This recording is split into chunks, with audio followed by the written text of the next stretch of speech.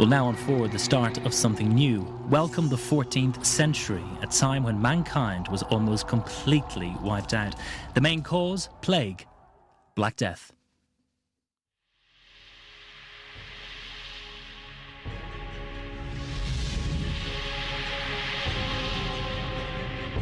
Listen, everybody, and I will set tears pouring from your eyes. No one will rest. Poisoned arrows will strike everyone. Fevers will throw down the proud, and incurable disease will strike like lightning. For the Almighty has said, I shall wipe man whom I created off the face of the earth. For 3 horrifying years between 1348 and 1350, the Black Death pushed medieval man to the brink of an apocalypse. The living expected only death. Everywhere, graveyards were choked with corpses. The scale of death persuaded those who lived, weeping and lamenting through the bitter events, that the last judgment had come. It was a world without hope, seemingly abandoned by God. From Italy to Ireland, Europe lost nearly half its population. 20 million died. In the crisis, every part of medieval society was strained to breaking point. Medicine failed the sick. Violent and macabre religious cults appeared, and morality collapsed as men turned on each other in brutal acts of cruelty. No one knew who or what would follow. The Antichrist? The end of the world. But some survived to chronicle the despair. Writers, doctors, lawyers, priests, unique eyewitnesses from death's front line. And their extraordinary words offer us intimate, shocking, and surprising windows on the worst catastrophe in the whole history of Europe. For despite the trauma, the continent was not plunged into a new dark age. The gradual reawakening of Europe was in fact seeded in the horror and tragedy of the Black Death.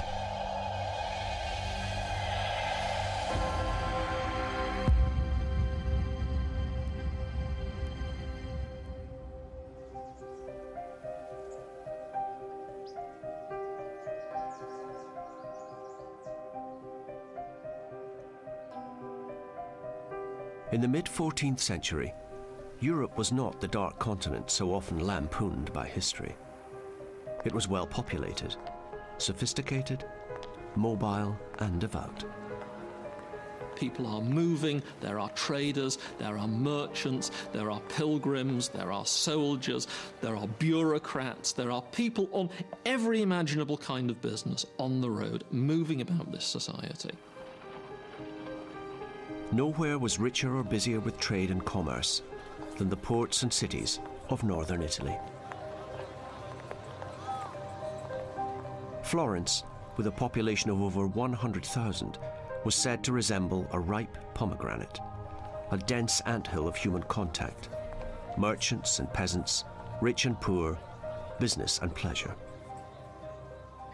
The population was tremendous, and the cities were big, crowded, but they were also very wealthy places to live, and so attracting lots of people. So in a sense, it's the sort of place that a disease is going to love. Into this medieval melting pot, in the autumn of 1347, stole a horrifying and mysterious disease. It was borne by sailors returning from the Black Sea in the east, the pestilence already in their blood and on their breath. At first, the citizens had no idea of the scale of the horror that would hit them. The disease that later became known as the Black Death would threaten every part of medieval life: society, religion, feudalism, family. In the town of Piacenza, a lawyer, Gabriel de Musis, recorded the arrival of the disease. I have been urged to write what happened here. Every city, every settlement, every place was poisoned by the contagious pestilence. When one person had contracted the illness, he poisoned his whole family, and those preparing to bury the dead were seized by death in the same way. Thus, death entered through the windows, and as cities and towns were devastated, the survivors mourned their dead kin. Italy was the front line of a bewildering epidemic. No one was prepared for the speed and horror of the disease. People became sick with a flu-like fever and began vomiting. In their necks, armpits, and groin, pus-filled swellings or buboes appeared. And on the skin, internal hemorrhaging produced purple and black blotches. Death followed within a week from a pneumonia-like flooding of the lungs. In a matter of 2-3 months, 20% of your population is just a pile of corpses. So being stunned, I think, is probably the most obvious reaction they must have had, as well as being petrified and having no sense of what to do to make it stop. Though there were no known cures, many doctors tried their best. Gentile da Foligno was among them. Chief physician at the University of Perugia, he began to realize just how unstoppable the disease was. This pestilence, as the peasants call it, or epidemic, or whatever else you wish to call it, is more awful than anything ever seen before. No disease of comparative malignancy has ever been witnessed. Nevertheless, terrified, wealthy citizens grasped at any hope, seeking to buy their way to medical salvation. The immediate and particular cause is a certain poisonous material which is generated from the heart and the lungs. My job as physician is not to worry about the heavens, but to concentrate on the symptoms of the sick and to do what I can for them. Gentile advised people to eat lettuce and to alternate their sleep on the left and right side so as to keep the heat of the liver steady. Lying on one's back can be disastrous. Astonishingly, to those with advanced symptoms, he applied a paste of gum resin, the roots of white lilies, and dried human excrement. It was a form of using the human body to help itself, blood or excrement or other waste products, which if, for instance, they were treated by distillation or something like that, might yield some magic, in inverted commas, remedy that might be effective. But such treatments were rooted in the medieval past, and without exception, they failed. Just as the physician Gentile da Foligno failed. On the 18th of June, 1348, the pestilence added his name to the roll call of death. As people realized the disease could not be cured, they were left with only their faith in God and the efforts of the church. When one person lay sick in a house, no one would come near. Even dear friends would hide themselves away, weeping. The physician would not visit. The priest, panic-stricken, administered the sacraments with fear and trembling. No one knew what to do. Religion was no shield against the disease. The clergymen who braved the dying to administer their last rites often fell victim themselves. In Piacenza, the Black Death ripped through the religious orders. More than 60 priests died. Fear was compounded by ignorance. Some believed the disease was transmitted by sight, others that merely thinking about it would bring death. Italian society faced real jeopardy. The crisis was captured by the pen of Giovanni Boccaccio. This Florentine writer now stepped forward as the Black Death's most lucid and startling witness.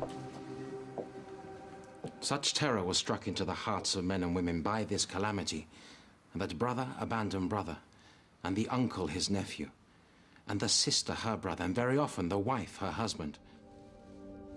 But what was even worse, and quite incredible, was that fathers and mothers refused to see and tend their sick children as if they had not been theirs. Bewildered and terrified, with neither defense nor understanding, families and friends shunned each other. Almost all adopted the same cruel policy, which was to avoid entirely the sick and everything belonging to them. By so doing, each thought he would secure his own safety. People in 1348 really thought the apocalypse was nigh. Disaster was upon them, and there seemed to be nothing you could do about it. There'd been nothing like this before on this scale, and how to react, how to behave, they just didn't know. As the bonds of society fractured, the rhythms of medieval life began to unravel. Harvests went ungathered, livestock untended. In the city of Siena, civil courts were closed and building work on the cathedral halted. Work never resumed, and the great nave remains unfinished today. As local leaders died, city life stopped. The scale of the disaster was becoming clear. In addition to lots of people being ill and dying, you now had nothing working properly. The bodies weren't being removed. Sanitation, to the extent that it existed, completely collapsed. Food wasn't being made. Bread wasn't being baked. So you had, in addition to disease, famine and the general problems of keeping some sort of order. In this suffering and misery of our city, the authority of human and divine laws almost disappeared. For like other men, the ministers and the executors of the laws were all dead, or sick, or shut up with their families, so that no duties were carried out. Every man was therefore able to do as he pleased. In a world seemingly abandoned by God, no one expected to live. Many behaved as if each day would be their last. Italian society was in moral meltdown.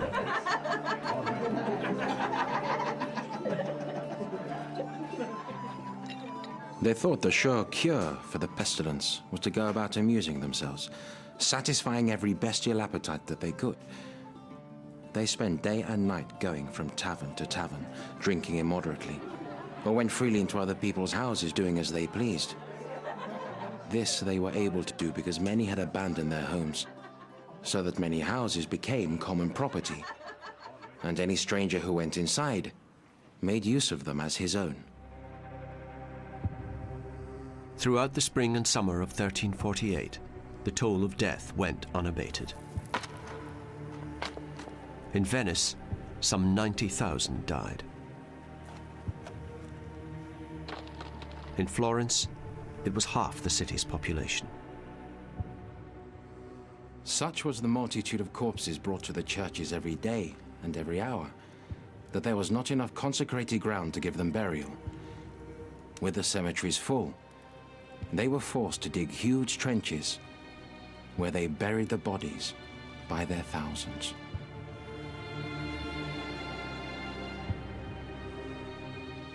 In Siena, near the famous Gothic cathedral, victims were thrown into pits in the foundations of the old city wall. Remarkably, they are still there today. As one chronicler of the time noted, more bodies were put on top of the corpses, with a little more dirt over those. Thus they put layer upon layer, just like one puts layers of cheese in a lasagna. In Milan, the fear of contagion fueled a brutal response. The city authorities ordered the houses of the sick to be locked and shuttered, leaving the victims inside to die. Everyone now believed that God was punishing the world. On the edge of the abyss, the rest of Europe braced itself, seeking answers. Could anything stop God's rage? But now, as the Black Death swept across Europe, the horror of the disease would be rivaled by the horror of man's own response.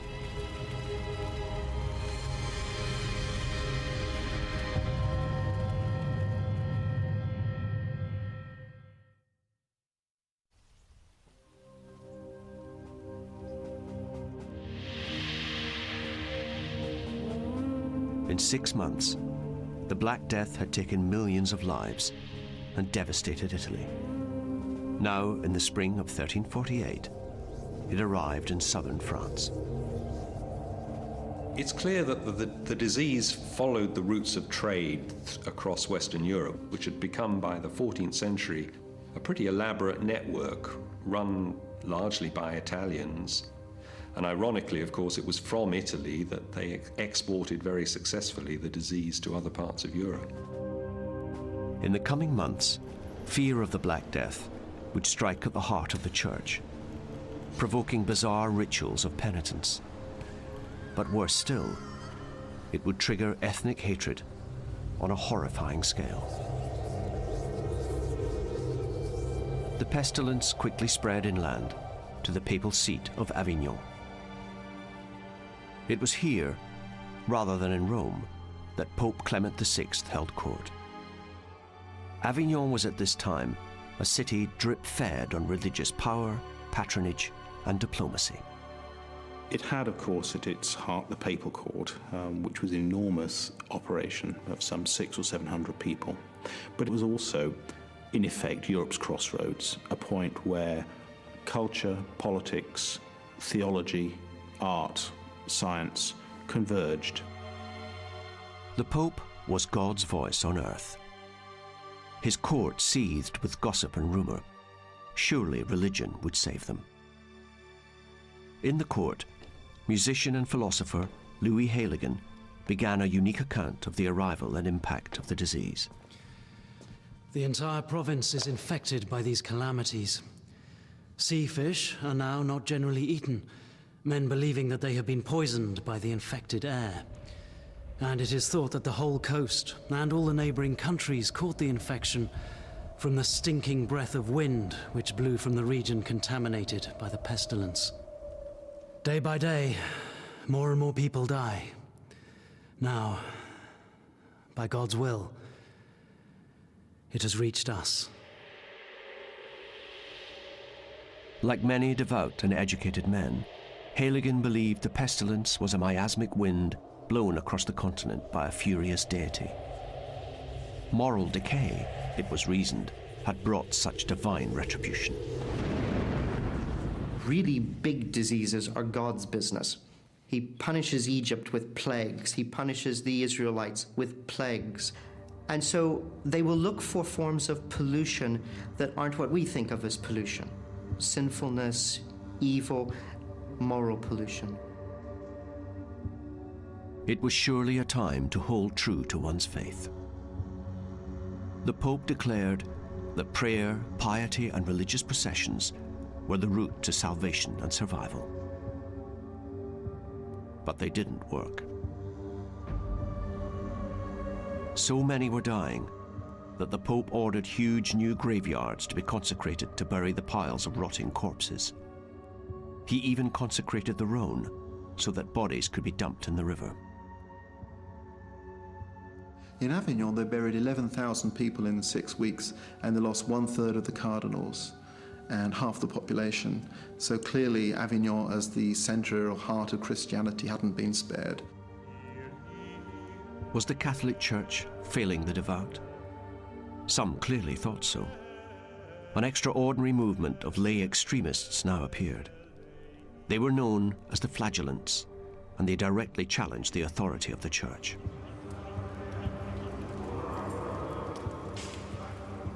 We witnessed a performance of devout processions with the chanting of litanies. Men and women alike, many barefoot, others wearing hair shirts or smeared with ashes, processed with lamentations and tears. Some beat themselves with cruel whips until the blood ran. The flagellants marched from town to town, whipping themselves and others into a frenzy of brutal penitence. Watching one procession was Robert of Avesbury. Each wore a hood, painted with a red cross front and back, and carried a whip with 3 thongs. Each thong had a knot in it with something sharp, like a needle, stuck through the middle. As they walked, they sang a Christian litany, and one after the other, they struck themselves with these whips on their naked and bloody bodies.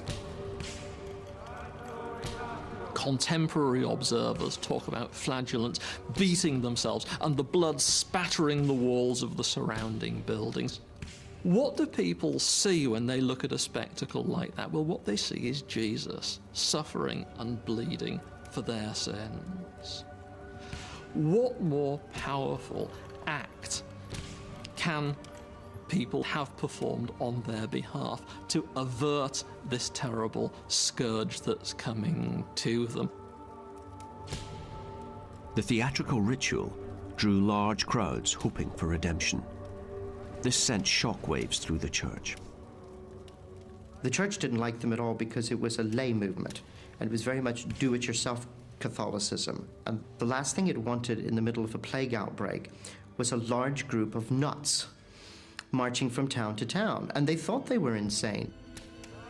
Religion was something the church dispensed through the priesthood, through the sacraments, and so they considered them extremely dangerous as well. But the promise of the flagellants proved empty and lethal. These bizarre marching mobs would simply have helped to spread the disease more quickly.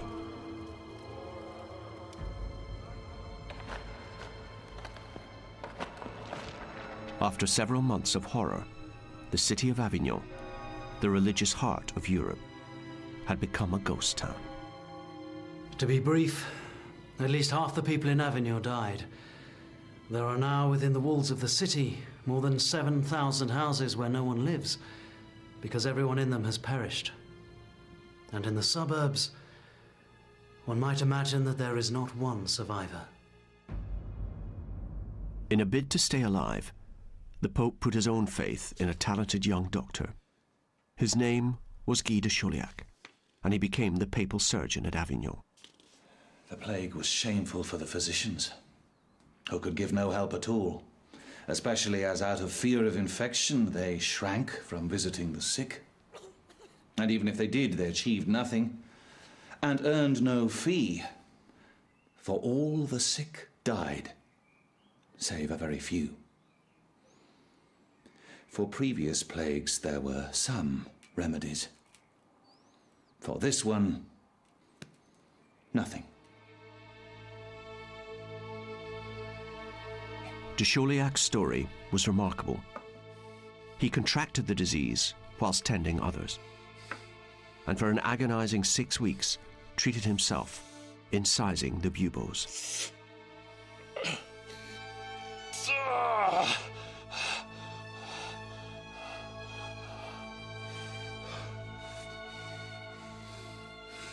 His friends had left him for dead.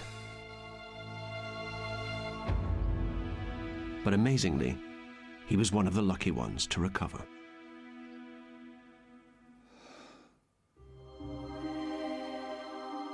De Chauliac then worked tirelessly to try and unravel the nature of the disease.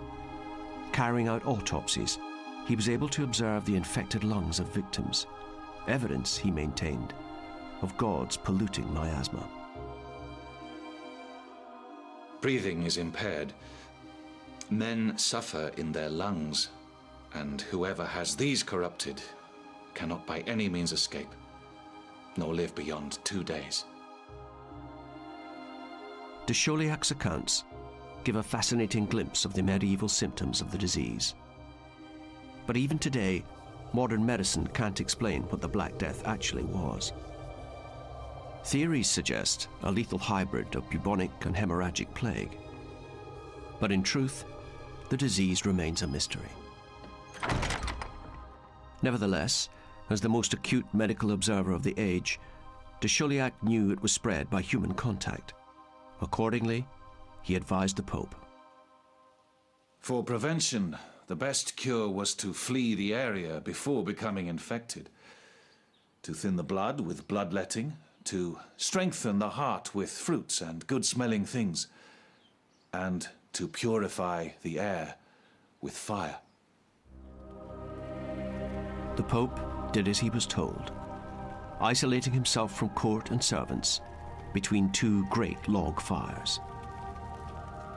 Guy de Chauliac did give the Pope advice, we assume, on a personal level about keeping himself out of harm's way as far as possible, keeping people who had contact with the disease away from the Pope, and he was lucky enough that none of his papal patients actually caught it. De Chauliac had triumphed. The Pope rode out the Black Death and survived. But the same was not true for others. In a world seeking to appease God's fury, Christian tolerance crumbled as the community began a murderous purge. Neighbor turned on neighbor, seeking out scapegoats, heretics, outsiders, and the Jews. If you're convinced that God is angry at you, you look around and say, what has made God mad? Well, there can be few sins worse than denying what you understand to be the true God as the true God. And in their mind, that's what Jews were doing. The Jews were accused of plots to destroy all Christendom. In the spring of 1348, Jews from Narbonne and Carcassonne were dragged from their homes and burned at the stake. Some wretched men were found in possession of certain powders, and whether justly or unjustly, God knows, were accused of poisoning the wells, with the result that anxious men now refuse to drink the waters. Some of these men were burnt for this act and are being burnt daily, it being ordered that they should be punished thus.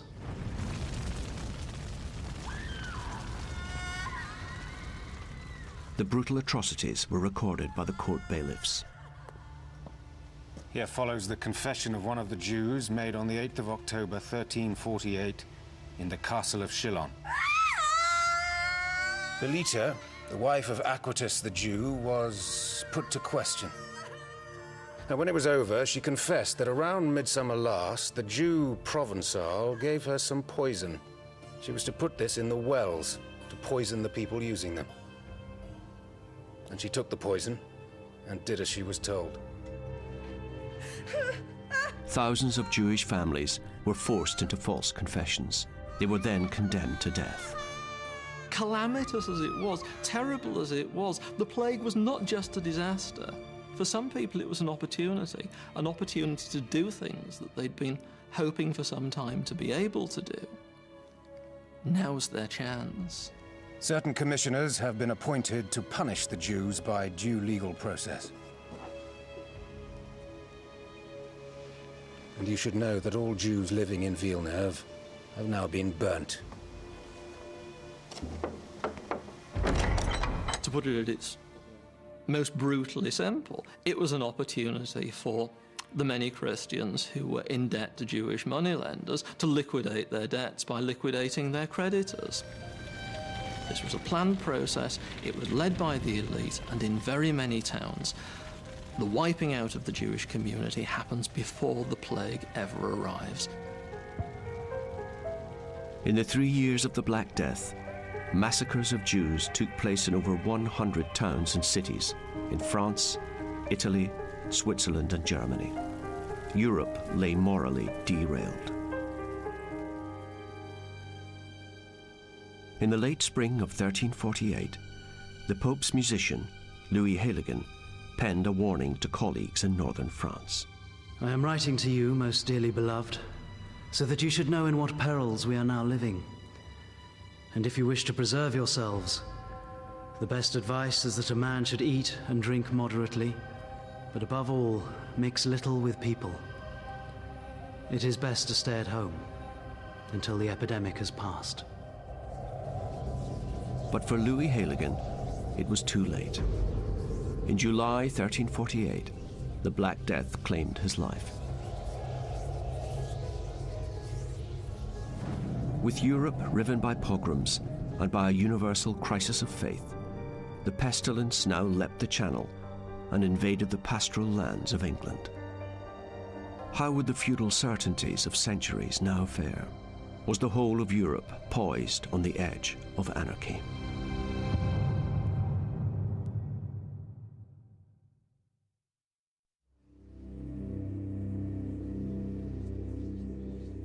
Across the continent, nearly half the population was dead. England waited, proud, religious, pastoral, feudal.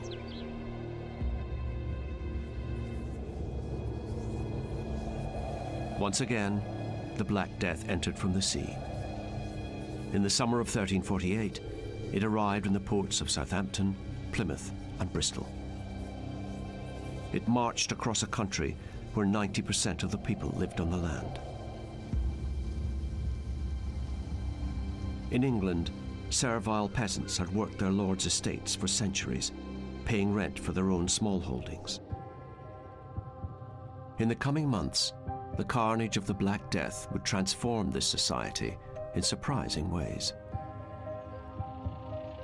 The 13th century had seen a steady rise in population. More and more marginal land was ploughed for grain. Now the land and the people were balanced precariously on a knife edge. Before the Black Death, life for peasants was pretty hard. They were living, large numbers of them, at a bare subsistence level. Many are living on very small holdings, scratching the existence out of the land. Rural England lay exposed and vulnerable.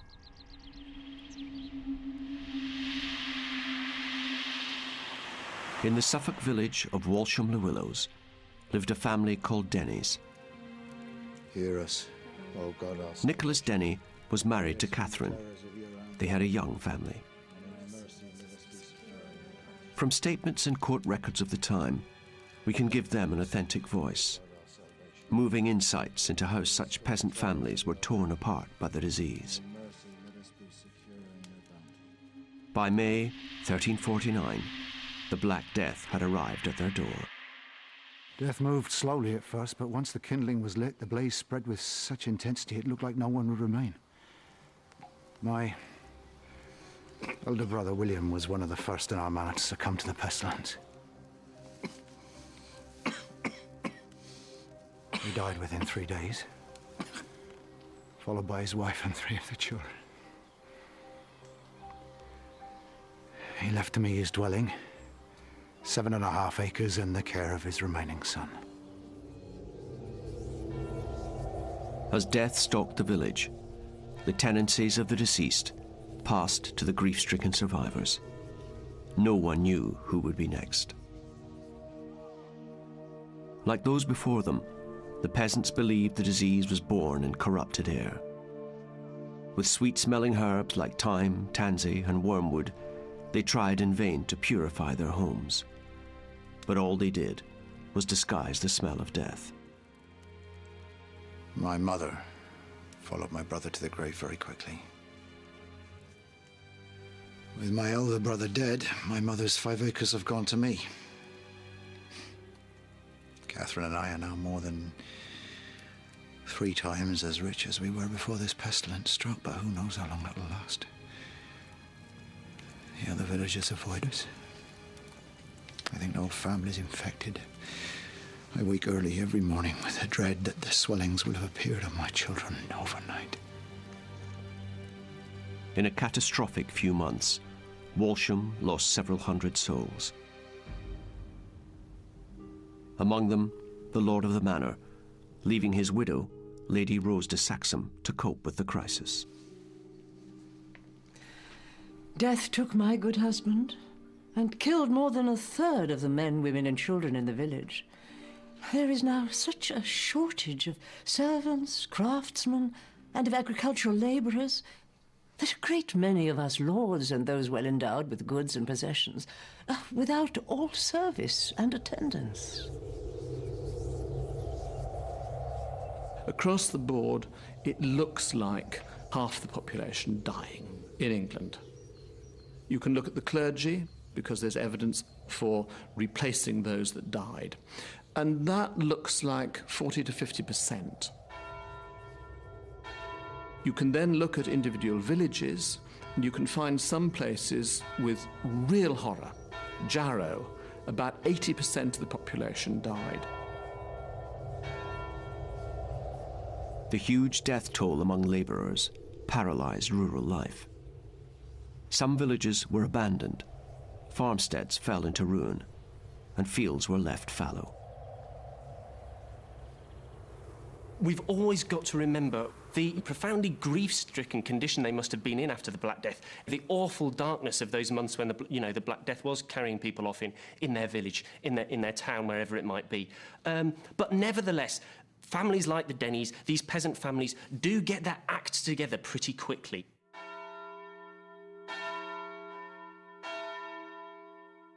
Land lying waste is committed to the village until another tenant can be found.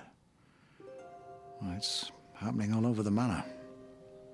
For those of us left alive, there is bounty. The world is changing. Gradually, the surviving peasants began to reap unforeseen advantages from death's vigour. They were in demand and could ask for higher wages and cheaper rents. Before the Black Death, labour was plentiful, labour was cheap. After the Black Death, it was very, very difficult. You simply couldn't get people to come to do the jobs. You couldn't get people to cut your corn, to thresh it. You couldn't find people to repair your roof unless you paid them 2 or 3 or even 4 times the wages you'd paid them before. Across the land, agricultural labourers threw off the shackles of the past. The old order of the English landscape was changing. I've heard from the next parish that 12 labourers, women and men, have abandoned their lord for higher wages elsewhere.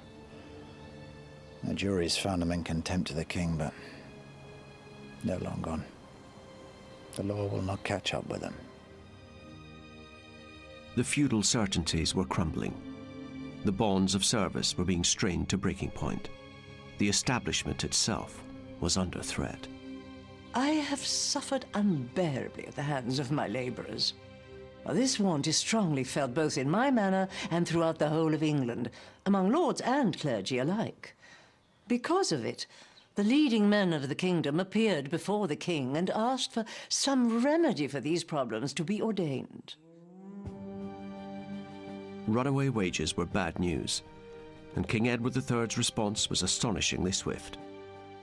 In 1349, as the pestilence raged, he commanded that workers accept wages at their 1346 levels. It was a sign of just how rattled the establishment felt. Commissions were set up around the country, fining people who were charging over the odds for their labour. But the laws of supply and demand proved too strong.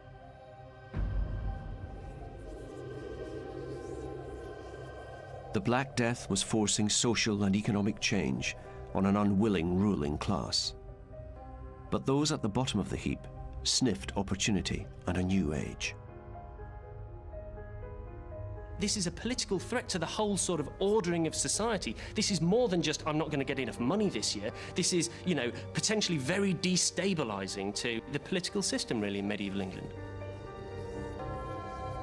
Despite the best efforts of king and country to stop it, the Black Death had caused the world to move on.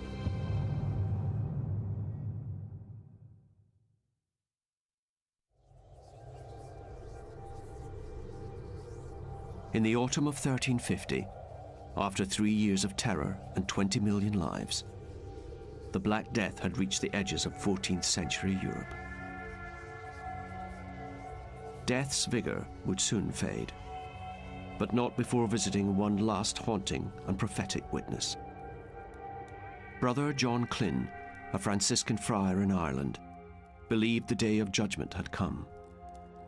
Struggling against the sickness that gripped him, he made one final amazing gesture.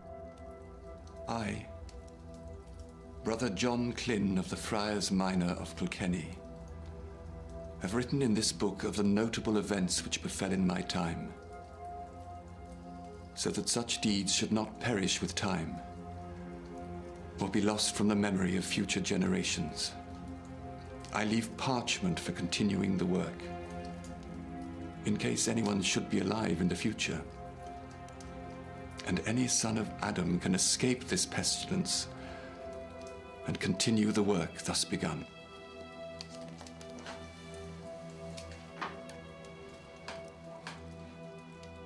But the pages deliberately left blank by the dying John Clyn came to represent much more than a space on which to record the final days of humanity. For this was not the story that followed. For the surviving sons of Adam, the disease was finally waning. The war was over. Brother Clyn's new page was in fact a clean slate on which a new history would be written.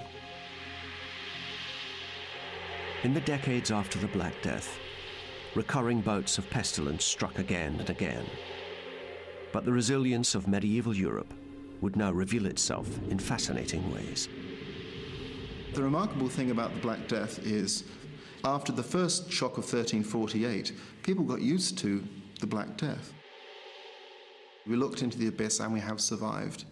And plagues come back every 10 years, but we survive them too. And so there's, I think, a tremendous energy in the late 14th century, which is a kind of joie de vivre, which is expressed in painting and in poetry.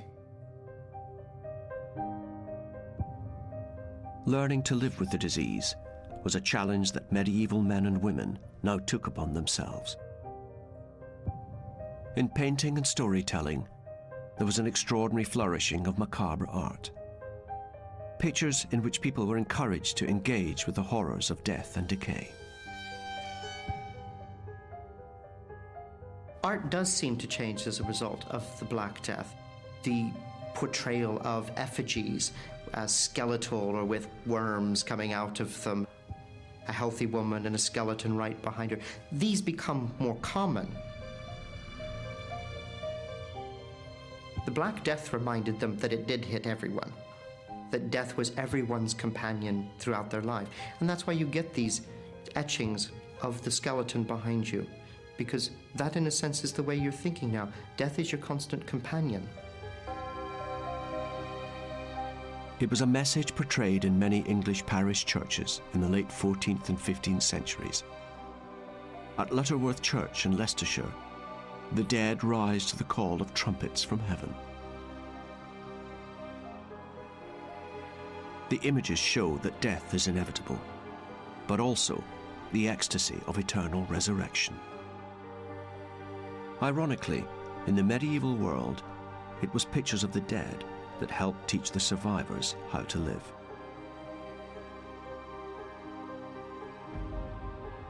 In villages like Walsham-le-Willows, surviving peasants like the Denny's family were coming to terms with the new world. Lady Rose has now waived 12 pennies from each acre, which used to cost us 2 shillings. Till the world improves or another tenant can be found who is prepared to pay the full rent. So, we have more land and yet pay less. The mistress needs us more than we need her. There are groups of peasants that say, look, we're not accepting things as they were before because the situation's changed. I'm sorry, we've got greater bargaining power, so therefore we demand more. We don't want to perform these forced labour services. We want to work for higher wages. We want to be able to go to other villages to take on other holdings, whatever it might be. Many survivors from the countryside were also drawn to the towns and cities, filling the vacuum left by the urban dead. It's not only our wealth has improved. The chaos the pestilence has brought has opened up opportunities. My sister Agnes, strong-willed, has abandoned the land of Our Lady and fled to Ipswich, where she has married a cobbler without the lady's license. They do not know his name. So it seems she will escape. For those peasants who'd made it through, life was better. The same could not be said for the landowners. My buildings and walls are crumbling, and the manor barely yielded £10 last year. No labourer is prepared to take orders from anyone, whether equal, inferior, or superior. And all those who serve do so with ill will and a malicious spirit. In 1353 in Walsham Manor, 55 labourers, men and women, even went on strike. There were landlords that were trying to keep things as they had been in the past. This was much resented, and one can see the origins of the Peasants' Revolt of 1381 in the dissatisfaction of a populace that felt itself deprived of the opportunities that they could see available to them. English peasants were flexing their muscles in a society relieved of the shackles and certainties of the high Middle Ages. In some ways, the birth of the modern world can be traced to the Black Death, I think, because it marked definitively the end of the idea that you were forever fixed in one social identity. The next century became a golden age for the English labourer. Serfdom gradually withered away. On the continent, too, the survivors of the Black Death were also writing new chapters in human history. Giovanni Boccaccio, Guy de Chauliac, and Gabriel de Mussis among them. As Europe rebounded, millions bequeathed by the dead was spent on rebuilding. The peasants restarted work on their famous icon, completing the bell tower in 1350. It was a time to look forward, not back. In 1350, the Pope calls a jubilee, which encourages all pilgrims to come to Rome. So again, thousands of medieval pilgrims are on the roads. You think that would be the last thing you want to do after a plague, but they do. It's very regenerative.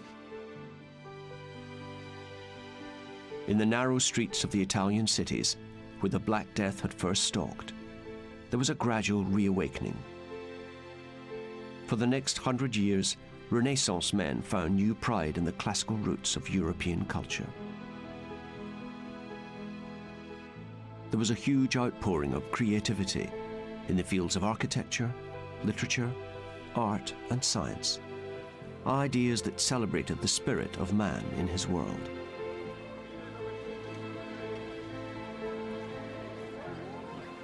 It had been the worst century to be alive, and no other age before or since had felt so close to annihilation.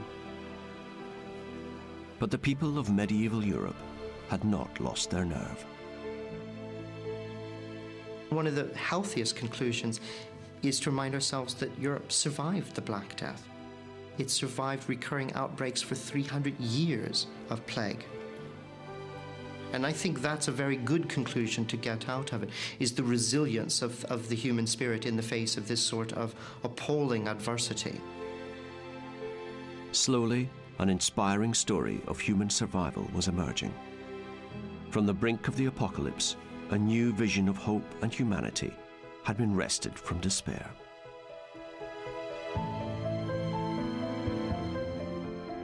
Catch our article on the Black Death at channel4.com/history.